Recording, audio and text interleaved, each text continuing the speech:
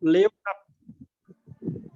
o capítulo 11 do livro No Limiar do Infinito. Capítulo 11, que fala da desencarnação.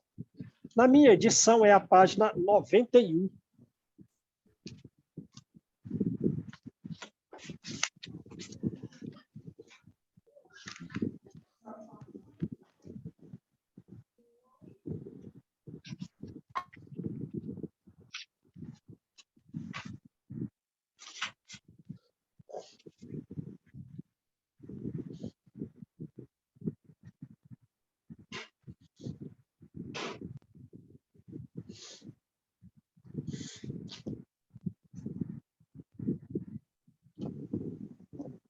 Aqui nós somos um por todos e todos por um. Só vamos começar quando todo mundo achar aí onde está no livro, capítulo 11. Beleza?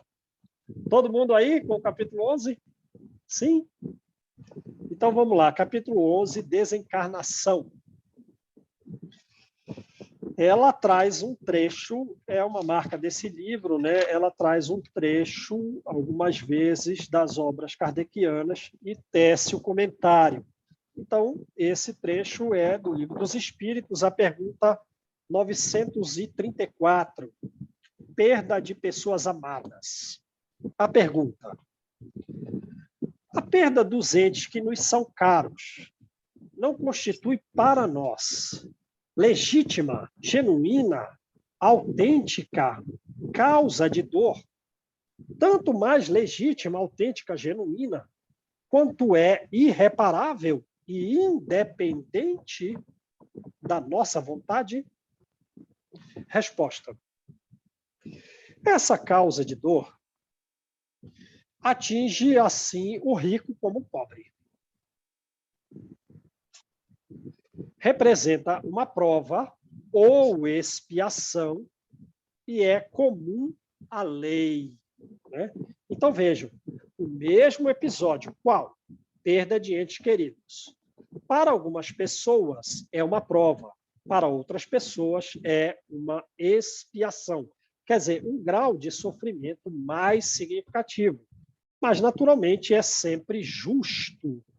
Algumas pessoas que sofram mais com a perda dos entes queridos, naturalmente, em parte, isso vem pela falta de estudo a respeito da vida futura, como nos ensina as obras kardecianas, mostrando que a vida continua, que essas pessoas não estão separadas de nós, que elas podem, inclusive, se comunicar e tal.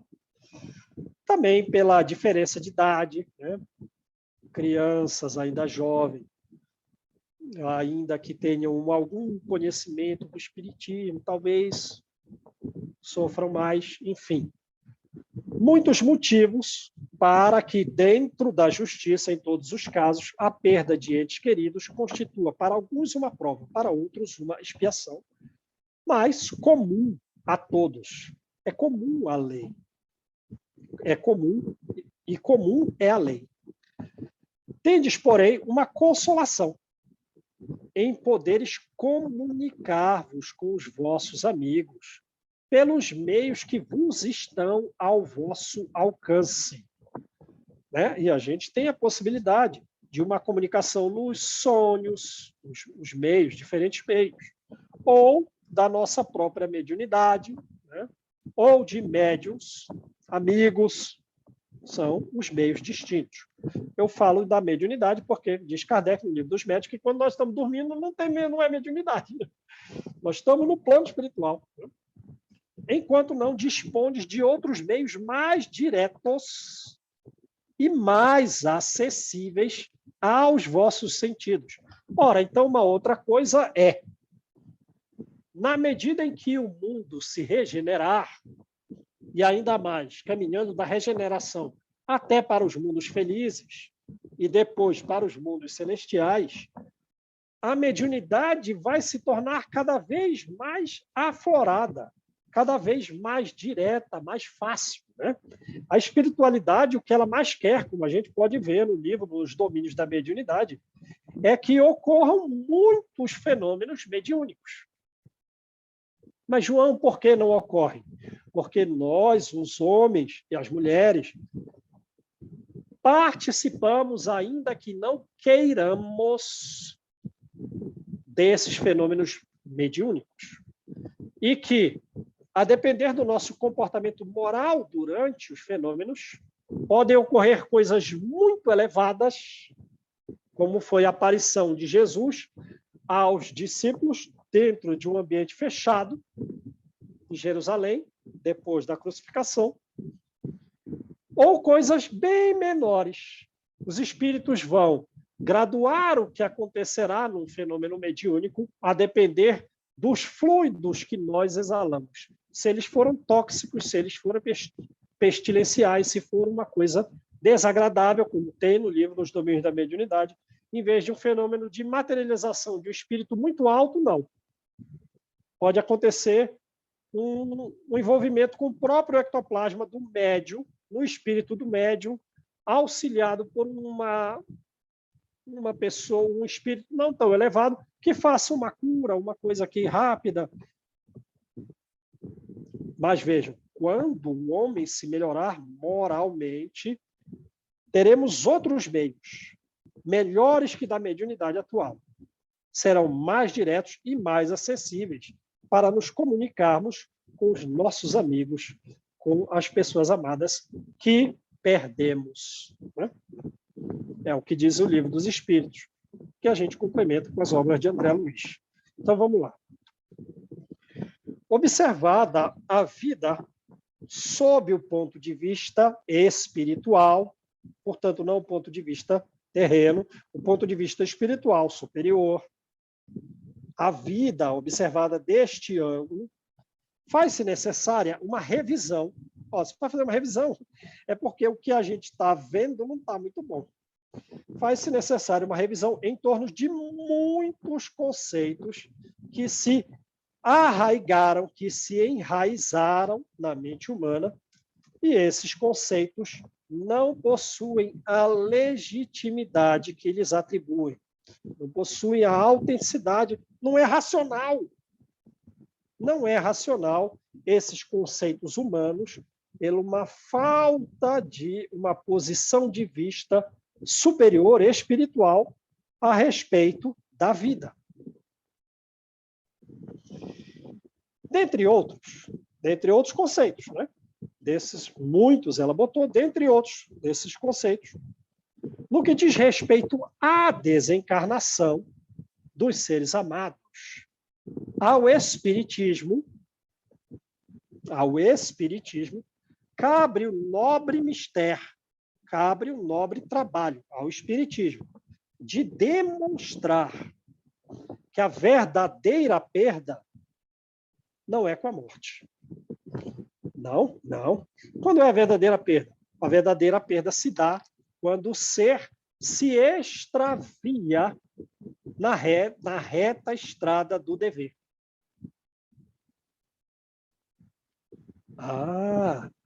Então, a perda, a separação entre pessoas que se querem, se dá porque alguns caminharam na estrada reta do dever sem se extraviar, e outros se extraviaram. É o caso do Lívio há 2000 anos, em que Lívia vai esperar Públio milênios, para que depois de milênios ele chegue no reino dos céus. Ela vai chegar milênios antes dele. É o que consta no livro Ação e Reação, lá pelo capítulo 15, ou exatamente o 15.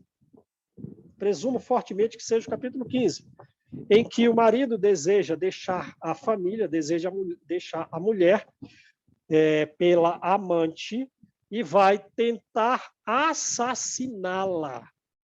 Mas, pela influência da espiritualidade superior, ele não consegue. Eles fazem a filha dele, que está dormindo, observar os seus pensamentos e ela acordar gritando: papai, não mate, papai, não mate.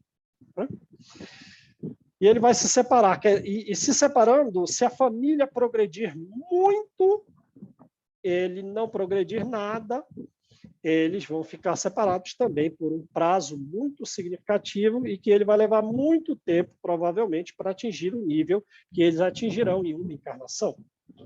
Então, a verdadeira perda se dá pelo extravio na estrada reta do dever, derrapando insolitamente, quer dizer, extraordinariamente. Quer dizer, alguma derrapadinha não é um extravio, né?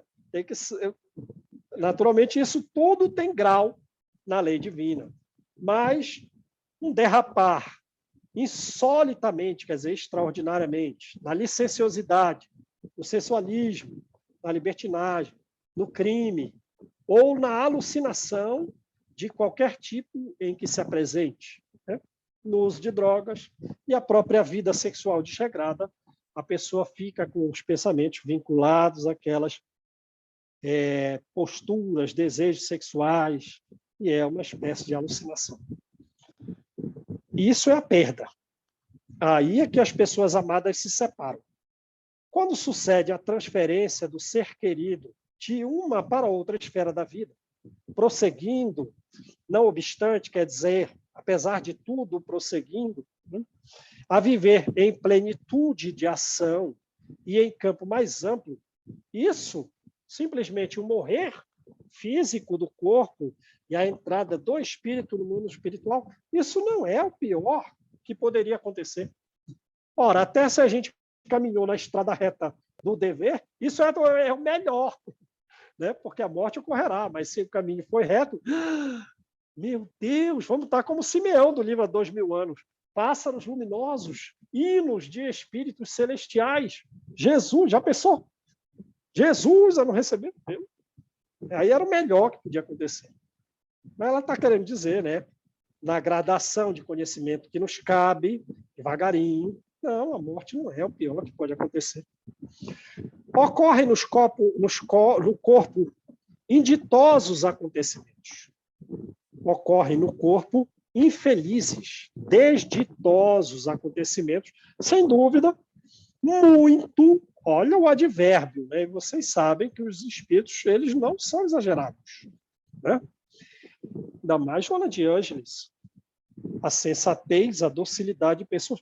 Sem dúvida, nos corpos infelizes, ditosos, ocorrem acontecimentos muito mais graves, muito mais danosos, piores, portanto, que a morte. Ora, naturalmente, ela está falando do perispírito. Mas que depois, quando a pessoa renascer com aquele perispírito em que sofreu inditosos acontecimentos muito mais graves, danosos, que a morte, os corpos futuros refletirão os perispíritos assim, numa situação muito mais grave que a própria morte. Naturalmente, ela vai exemplificar, né? Mas a gente pode falar alguma coisa. No livro Ação e Reação, lembram espíritos do lado de fora super revoltosos, alguns têm corpos monstruosos, eles não são atendidos na mansão, porque não tendo serenidade, não tem como trabalhar no bem com eles. Porque se não tem humildade, se não tem resignação, não tem ordem. E a ordem é base para a construção da caridade. Então, como eles estão revoltados, não dá. Ficam lá fora, nesses corpos monstruosos. E, às vezes, o perispírito sofrendo doenças tais que o perispírito inteiro se degrada e a pessoa se torna ovoide. Quer dizer, só um corpo mental. Pelo amor de Deus, né? E vai vendo no livro Ação e Reação, capítulo 2, 200 pessoas ouvindo o diretor da instituição, Druso.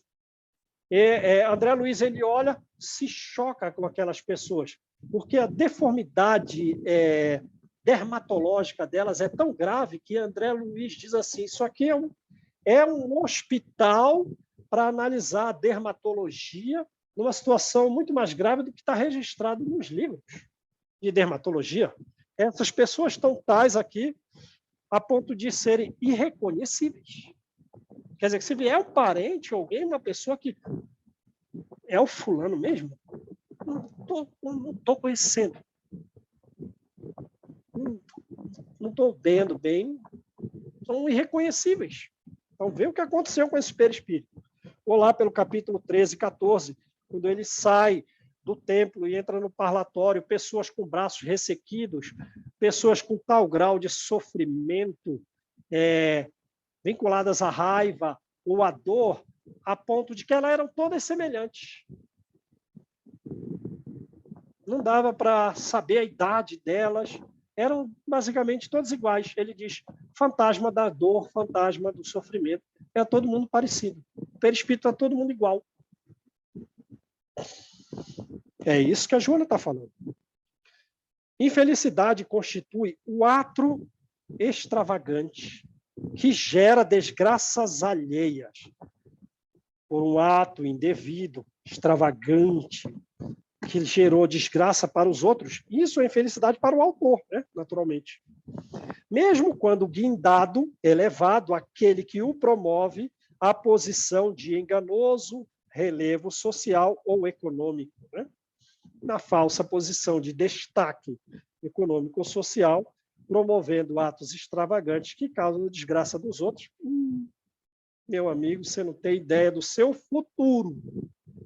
Seu perispírito vai estar num grau tal de dificuldades, de doenças no perispírito, muito mais grave do que o momento da tua morte. Dia chegará em que a consciência que se entorpeceu sacode o látego, a inércia, a depressão e acorda sobre os acúlios, sobre o ferrão e os espinhos dolorosos, os espículos dolorosos, fazendo infeliz quem burlou os códigos da soberana justiça de Deus. Vou deixar só indicado aqui, leiam, quando puderem, até antes da próxima aula, quando puderem, o capítulo 14 do livro Ação e Reação, que trata da Poliana e do seu filho. Eu não vou falar da condição em que o filho está. Leiam lá o que ele fez, ou o que ele faz, por prazo milenar, a tal ponto que os espíritos só disseram, vamos deixar ele nesse estado, só para dar um congelamento nas atrocidades que ele anda fazendo. Por quê? Se ele está encarnado, ele é um problema no contexto social em que está. Se ele está desencarnado, é um problema social no contexto em que ele está. Horrível. Mas que no momento acordou. Dê uma olhada lá. Toda atitude que perturba o próximo, toda atitude que perturba. Olha o verbo que ela está usando, né? Não é que fere fisicamente, perturba o próximo, que denigre vidas, que envenena existências, é, sem dúvida, das piores coisas que pode acontecer a um espírito encarnado em trânsito para a própria libertação. Então, temos que cuidar uns dos outros e, antes de falar qualquer palavra, ver se aquela palavra não vai perturbar. Porque se perturbar e é o outro quem vai se sentir perturbado, né? Não nós, e às vezes nós falamos ou agimos sem ter esse raciocínio prévio de que perturbaremos os outros. Então, isso é algo pior que a morte, né, para nós que estamos encarnados em trânsito para a nossa libertação. A enfermidade de longo porte, grave e de longo tempo, para um temperamento irascível, quer dizer, alguém que é muito irritado, alguém que é raivoso, que é irado, irascível, não tem ideia da enfermidade grave e longa, depois desse período de raiva.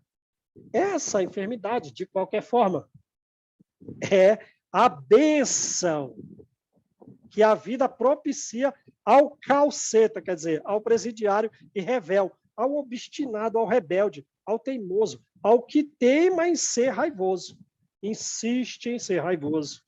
Solução para ele é uma bênção. através de uma enfermidade grave.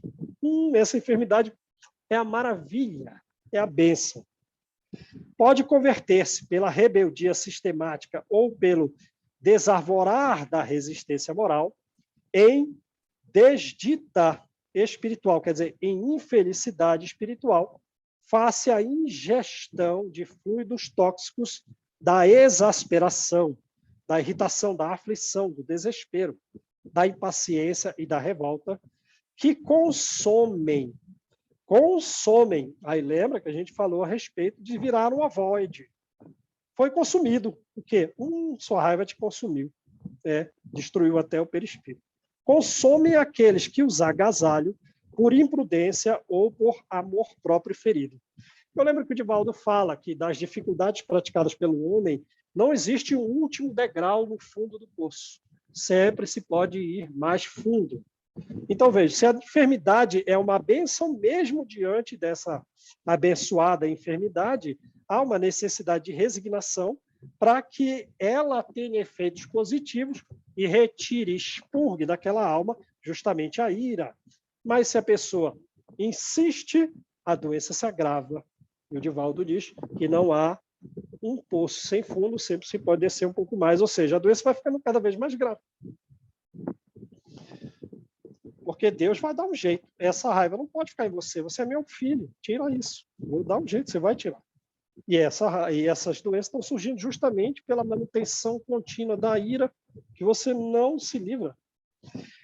Nesse campo, repontam as paralisias constritoras, a cegueira, a surdez, a mudez, os problemas gástricos, os problemas cardíacos, os problemas das vias respiratórias.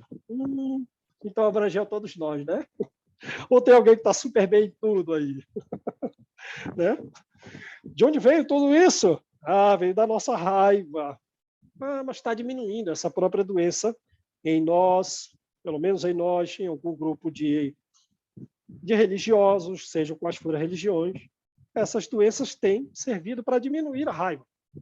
Puxa, já não sou capaz de sentir ódio. Quer dizer, um grau de raiva muito significativo. Não. De vez em quando eu tenho raiva. É natural. Mas eu estou melhor. Eu não sinto mais ódio. Pior que o ódio, a fúria. Meu Deus, eu não sou furioso. Tem pessoas que são, mas já não sinto ódio. Ora, mas em vidas passadas, já sentimos. Mas não continuam as doenças, os processos de perturbação dos rins, os reumatismos, os artritismos, tudo originário da raiva, dos quais o padecente orgânico usufrui da lucidez mental, em que se rebolca, em que se revolve, em que se atola nas blasfêmias sem palavras. Está blasfemando contra Deus? Tá. Solução para você: o atendimento numa casa espiritual, numa colônia espiritual? Não dá. Você não pode entrar numa casa espiritual e blasfemar de Deus. Você não está pronto para receber os cuidados da caridade. Solução para você, para nós que, caso estejamos nesse estado, blasfemar contra Deus, só a doença, só as dificuldades. Né? Entregue às silenciosas mágoas ou danosos desgastes nervosos. Você acreditar injustiçado. Eu estou com alguma dessas doenças aqui, né? E eu me sinto injustiçado, eu blasfemo contra Deus, eu estou em mágoa, num desgaste nervoso. Injustiçado não, injustiçado jamais. Me rebelo, rebelando-se ante a cura, que lhe parece demorar, ou talvez não lhe chegue. Né? Percebe? E no próprio livro Ação e Reação, tem espíritos, como diz lá no capítulo 1, alguns espíritos infernais, bestiais, vão ficar quanto tempo nessa região inferior aí? Um tempo indeterminado. Essas doenças não estão surtindo efeito ainda. porque eles estão revoltados, se sentem injustiçados. Vão permanecer aí por tempo grande. Outros, vinculados a esses espíritos, passam séculos. E alguém que resvalou no desvio, né, só extraviou um pouquinho, passa um tempo menor. São também acontecimentos piores, os usos que se convertem em vícios sociais e se impõem, sustentados esses vícios pela delinquência, de que se utilizam tais como o alcoolismo, a toxicomania, a perversão sexual, em que, ora, derrapam milhões de indivíduos em desabalada correria para o homicídio e, logo após, para o nefasto suicídio. Caso, e logo depois do homicídio, quer dizer, praticando crimes, mesmo crime indireto, não precisa ser o crime direto, né?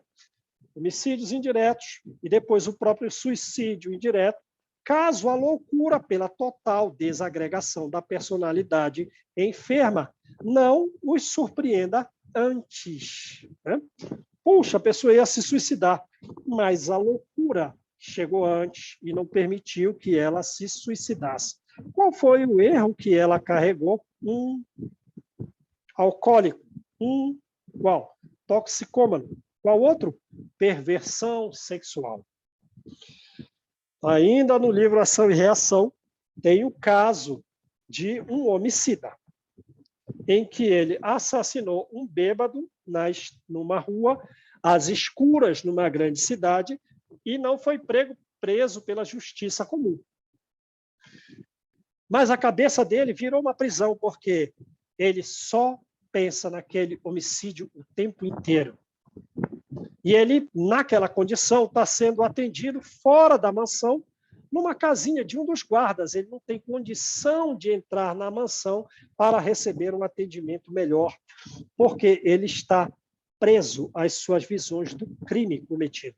Tem o outro, pervertido sexual a tal ponto que, deixando a família pelas questões aí dos vícios, ele foi morar no prostíbulo.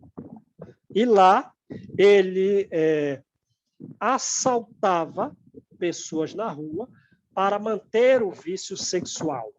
E quando ele morreu, ele tem um cheiro pútrido.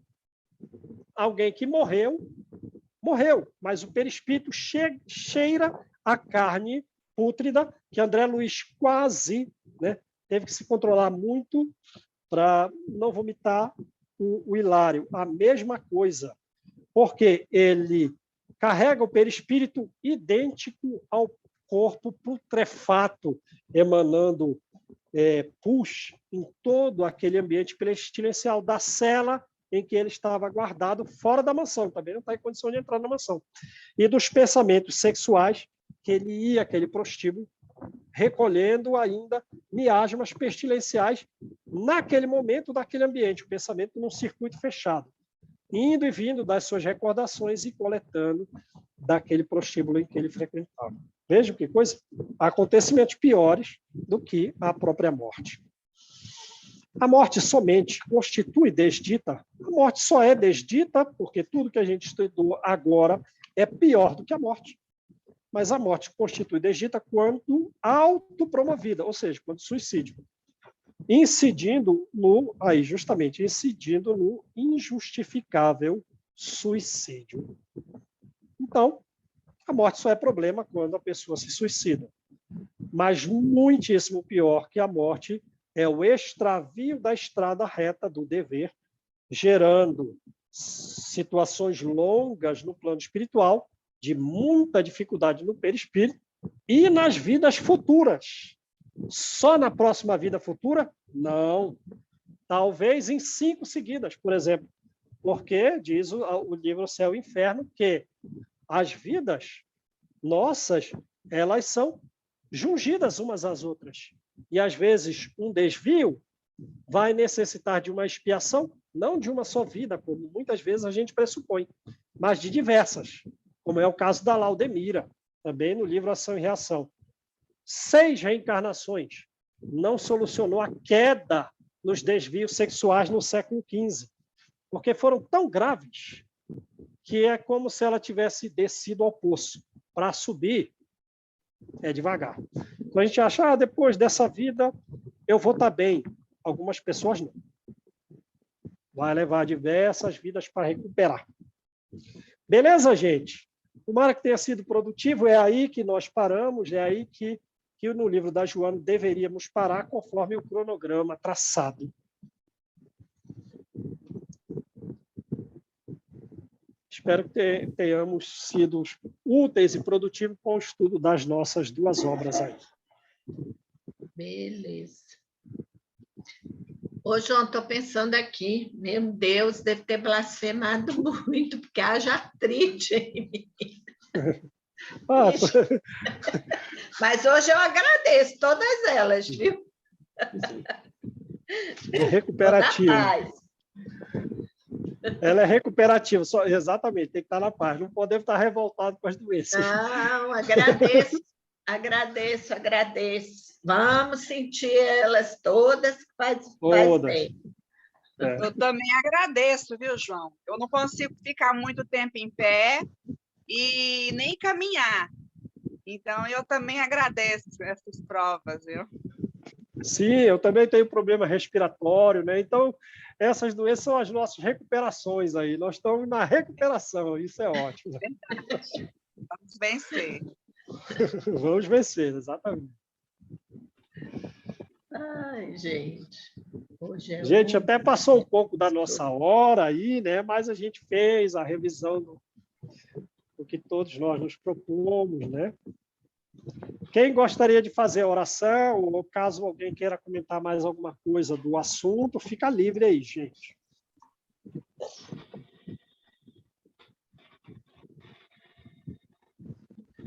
E agora vamos à prática, não é isso? Encontrar os familiares e praticar um pouco dentro de casa. Né?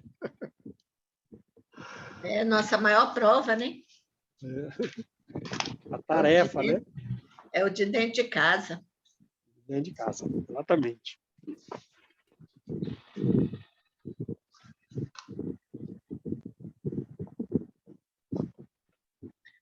Vou fazer a prece, João. Beleza, maravilha, Malu.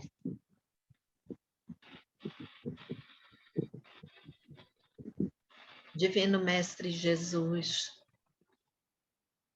agradecidos estamos pela oportunidade do estudo, pela oportunidade que deste a Emmanuel de traduzir neste livro todos os acontecimentos que se passaram há 2000 anos, para que assim tivéssemos a noção, Senhor, dos erros cometidos por nós mesmos, que ali estivemos, te pedindo força para prosseguir na caminhada, proteção, Pai, para que não venhamos a cair novamente, proteção aos nossos anjos da guarda. E agradecemos também a Joana, que sempre nos traz a benevolência e a bondade de Jesus, que está sempre de braços abertos, sempre nos esperando, sempre nos reerguendo no caminho a ser trilhado. Sabemos quão longe estamos, Pai, mas vamos prosseguir um pouquinho a toda hora. Ainda não temos, Senhor, a capacidade, pois somos ainda crianças, nesse caminho a ser trilhado, e ainda não conseguimos galgar uma evolução maior, mais rápida, como Lívia, como Simeão, como Joana de Cusa, mas chegaremos, Pai. Nem que leve milênios, mas nós um dia estaremos contigo. Te pedimos a proteção dos nossos lares, dos nossos familiares, da nossa luta diária, que vamos enfrentando com o coração tranquilo, com a tua ajuda, Pai. E assim encerramos, Senhor, mais esse estudo de hoje, sabendo que estaremos novamente reunidos